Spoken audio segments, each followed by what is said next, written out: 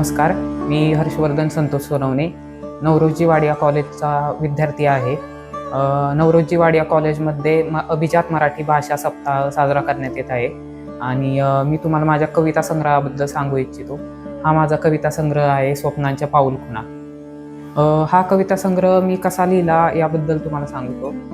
गेल्या वर्षी मी 10वीत असताना माझं ऑपरेशन झालं होतं. त्यावेळेसच मी मनात ठरवलं की कविता संग्रह लिहायचा, आपल्यावरतीच काहीतरी लिहूयात असा मी विचार केला आणि त्यातून मग हा कविता संग्रह घडला, स्वप्नांच्या पाऊलखुणा. याच्यात 33 कविता आहेत. या कवितांचं वेगळेपण असं आहे की या मनाला भावणाऱ्या आहेत. या कविता मी अशांसाठी लिहिल्यात जे अडचणींवर मात करून पुन्हा आपल्या पायांवर उभे राहतात. अशा सर्वांसाठी हा कविता संग्रह आहे. यामधली मला आवडलेली एक कविता आहे, सूर्याची पाऊलवाट.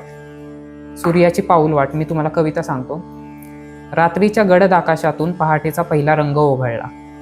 रात्रीच्या गडद आकाशातून पहाटेचा पहिला रंग ओघळला.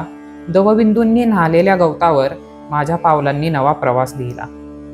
लांबवर क्षितिजावर एक सोन्याचा गोळा हळूहळू उगवत होता आणि त्याच्या प्रत्येक किरणात माझ्या थकव्याचा अंश वितळत होता. मागे वळून पाहिलं तर माझे सारे अंधार सावल्यांमध्ये गडप झाले होते. फक्त पुढे होती प्रकाशाची अंतहीन पायवाट. मी चालत राहिलो वाऱ्याच्या सोबतीने, आशेच्या लयीत आणि सूर्याच्या तेजात न्हाऊन, कारण माहीत होतं हीच पाऊलवाट मला माझ्या स्वप्नांच्या अंतिम क्षितिजापर्यंत नेणार आहे. धन्यवाद.